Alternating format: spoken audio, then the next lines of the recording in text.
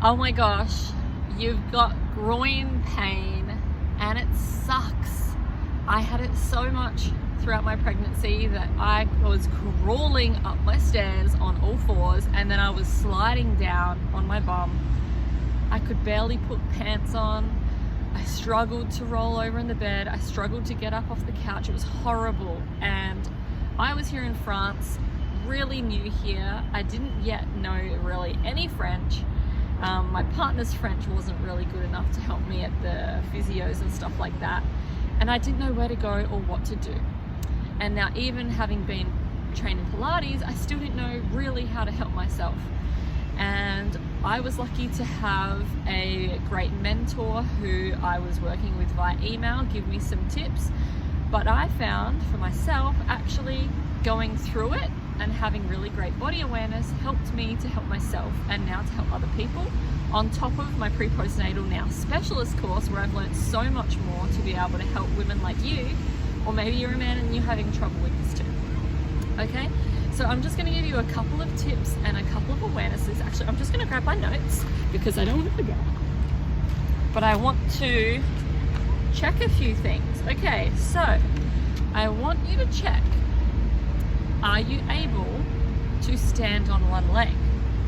Because it's really likely that if you're having any osteitis pubis, SPD pain, then it is going to be a little bit painful.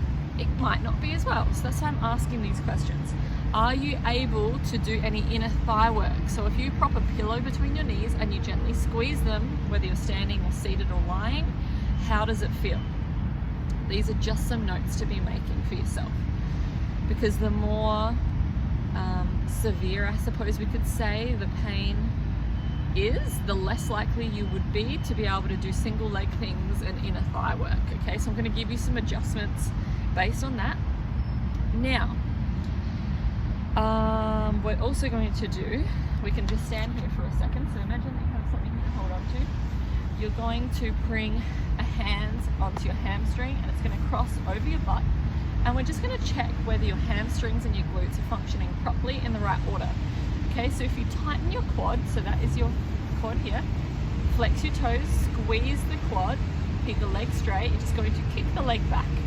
And when you kick the leg back, what turns on first? Your butt or your hamstring? Okay, so which one turns on first? Pay close attention. Which one turns on first? Is it your glute or is it your hamstring? Okay, because if your glutes aren't working properly, then your hamstrings will be taking over and it could be pulling a little bit.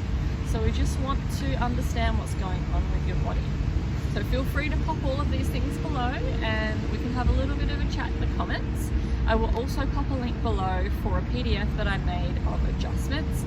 So if this is sore, try this instead. And I'm going to give you some other movements and things that you can practice as well. Okay, some little tips for you if you have osteitis pubis or SPD, which is pubic symphysis dysfunction. Grab a loop band, or if you have like a long band, you can tie it around your knees. So be really careful when putting the band on that you're not actually aggravating yourself in the process. Okay, so I'm going to pretend like I have the pain. And then I'm going to keep my knees glued together and be very cautious coming onto all fours, okay? Now, if you spread your fingers wide, and let's just separate our knees so that our knees are hip width apart and we're just gently pressing into the band. And see how it feels, just gently pressing your knees out into the band.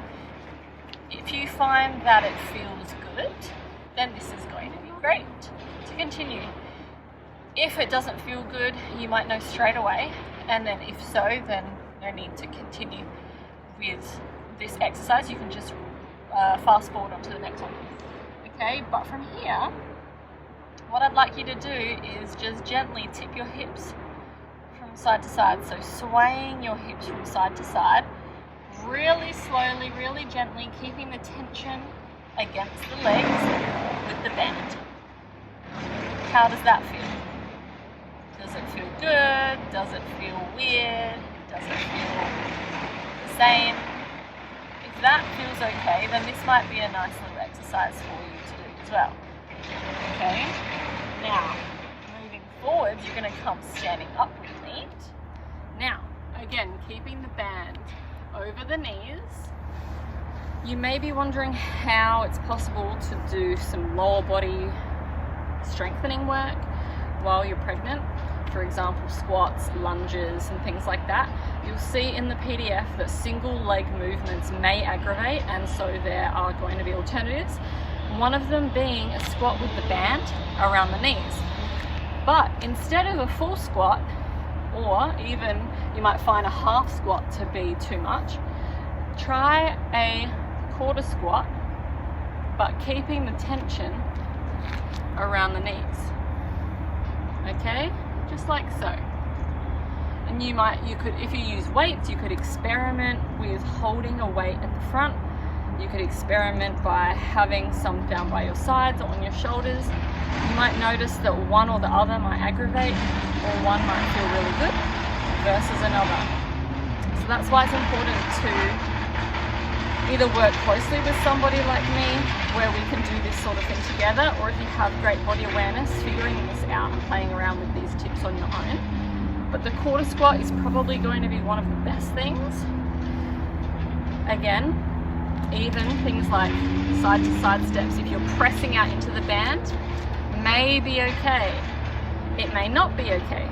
So that's why I'm saying, not all of these exercises are going to be for you. And that's why it's really important to get to know your body on a deeper level. So have a look at the PDF and see what resonates and what feels really good and what doesn't, and just take those bits and pieces and apply it to your life. So one of the next things that's really important to understand and to gain awareness of is how you're breathing. So learning proper breathing will change your pressure management in your entire system of your body. And when the pressure management is happening optimally, then everything functions optimally. And what I mean by that is, if we are bearing down with our breathing, then that affects everything in our, really from here downwards. It changes the function of our diaphragm, it changes our stress response, it changes how our abdominal muscles work, how our pelvic floor works, how our hips function. And so that's why it's really important to understand what we're really doing with our breathing. And so if you haven't yet learned how to do 360 breathing, I will link everything here below so that you can learn that, so that that can help you help yourself and change your pressure system in your body. Okay, so what are some other things? Alrighty, so I'm just going to give you one little tip from my little PDF that you can download below for free.